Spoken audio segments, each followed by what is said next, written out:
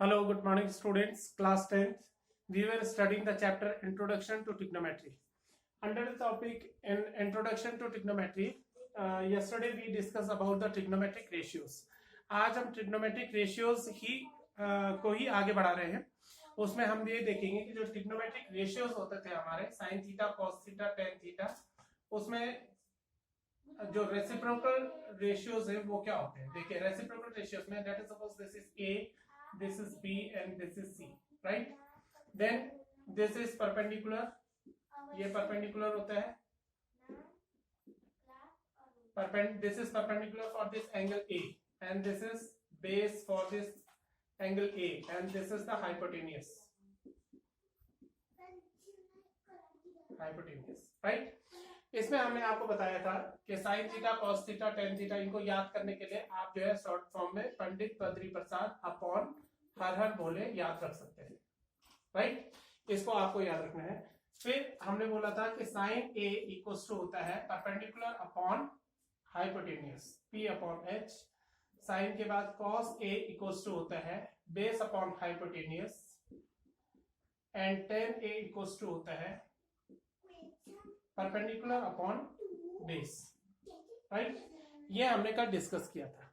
जब आप देखेंगे कि कोसेक थीटा या साइन का जो रेसिप्रोकल रेशियो होता है वो होता है cosec theta, right? Cosec theta में जब आप ये फाइंड आउट करते हैं कि कोसेक थीटा की वैल्यू क्या है, तो आप ये देखेंगे कि जो कोसेक थीटा है या कोसेक ए है, cosec A that is equal to hypotenuse upon perpendicular, hypotenuse upon perpendicular ये था. अब ये जो hypotenuse upon perpendicular है that is equal to 1 upon sin A. 1 upon sin A का मतलब समझते हैं. 1 upon sin A का मतलब है 1 upon sin A की वैल्यू क्या थी? perpendicular upon hypotenuse. 1 upon perpendicular upon hypotenuse को आप सॉल्व करेंगे then it becomes hypotenuse upon perpendicular. तो आप देखेंगे कि जो हाइपोटेन्यूस अपॉन परपेंडिकुलर है मींस जो कोसेक ए है उसकी जो वैल्यू है वो 1 अपॉन sin A के बराबर है. 1 अपॉन sin A की वैल्यू कितनी आई? H upon P. और कोसेक ए की वैल्यू क्या थी? H upon P.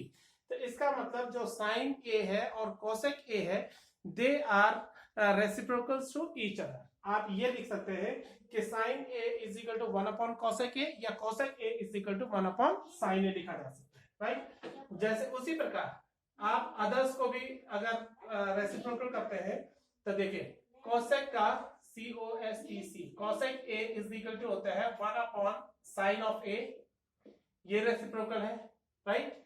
दूसरा था cot A equals to 1 upon tan A होता है.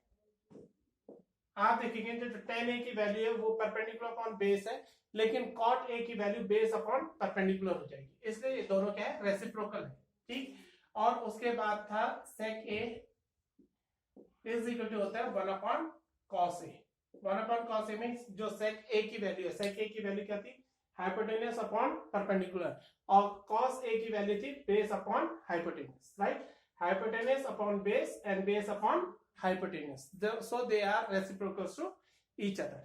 मींस अगर आपको साइन कॉस और टेन की वैल्यू पता चल गई किसी भी एंगल के लिए, साइन कॉस और टेन का रेशियो अगर आपको पता चल गया है तो आप उन्हीं का रेसिप्रोकल करके सेक, कोसेक और कॉट की वैल्यू निकाल सकते हैं, राइट? एक क्वेश्चन हम करके देखेंगे कि इसमें दे रखा है कि if tan A equals to 4 upon 3, ये देखिए ये लिखा है मैंने, tan A equals to 4 upon 3. If tan A equals to 4 upon 3 then find the other trigonometric ratios, right? 4 upon 3 का मतलब अगर आपको पता है tan A की जो वैल्यू है, पहले एक राइट एंगल ट्रायंगल बना लीजिए A B C, राइट? इस A के लिए वो बोल रहे हैं tan A equals to 4 upon 3. तो हम आपको मालूम है कि जो tan थीटा होता है, tan A होता है that is perpendicular upon base. perpendicular upon base के लिए लेट अस सपोज ये 4K हो गया, means 4 upon 3 is the ratio. 4 upon 3 अगर रेशियो है तो इसका मतलब 4 और 3 के साथ कोई एक कॉमन मल्टीपल है जो इसकी प्रॉपर वैल्यू देगा. हो सकता है 4 2 8 हो सकता है 3 2 6 हो. अगर ये 4 3 12 होगा तो ये 3 3 कितना होगा? 9 होगा, राइट? तो वो उसकी एग्जैक्ट लेंथ नहीं है, that is the ratio. So we have to consider it as, let us suppose the perpendicular is 4k and the base is 3k.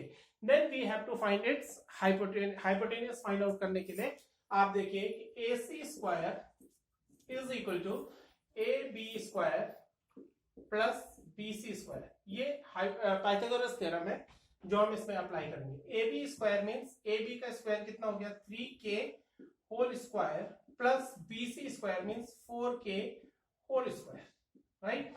Then it becomes 9k square plus 16k square. इन दोनों को आप add करेंगे तो 9 plus 16 कितना हो जाता है 25k square. And AC equals to हो जाएगा under root of this 25k square, that becomes 5k, right. इसका मतलब अगर ये 3k था, ये 4k था, तो ये AC कितना हो गया 5k हो गया, राइट. अब आपने 10a की वैल्यू निकाल दी. अब देखिए आप किसी की भी वैल्यू, अब आपको तीनों साइड्स का पता चल गया है. sin theta is equal to perpendicular upon hypotenuse 4k upon 5k. एक दो निकाल के दिखा देता हूं मैं. sin a इक्वल्स टू हो गया perpendicular upon hypotenuse, that is equal to 4k upon hypotenuse is 5k, right. k से k कैंसिल हो जाएगा, दैट इज इक्वल टू 4 अपॉन 5. इस प्रकार से निकालेंगे. वैसे ही cos a इक्वल्स टू होता है base upon hypotenuse, that is equal to 3k upon hypotenuse is 5k. k से k को कैंसिल कर दीजिए, it becomes 3 upon 5. And then 10a, it was already given. 10a is equal to perpendicular upon base. Perpendicular upon base means perpendicular is 4k upon base is 3k. k से k cancel, it becomes 4 upon 3. इसी प्रकार आप सारे के सारे angles इसके सारे के सारे ट्रिग्नोमेट्रिक रेशियोज इसके फाइंड आउट कर सकते हैं, right. So for finding the trigonometric ratios, first of all what is the first method, first step is that we have to find out all its 3 sides. सबसे पहले हमको उनके तीनों sides find out करने हैं. अगर आपके पास sin cos 10 की वैल्यू आ जाती है तो आपको मालूम है कि sin cos 10 की वैल्यू निकालने के बाद उनका रेसिप्रोकल साइन के लिए आप cosec a निकाल सकते हैं, cos के लिए आप sec a निकाल सकते हैं और tan के लिए cot a निकाल सकते हैं, right. Thank you very much.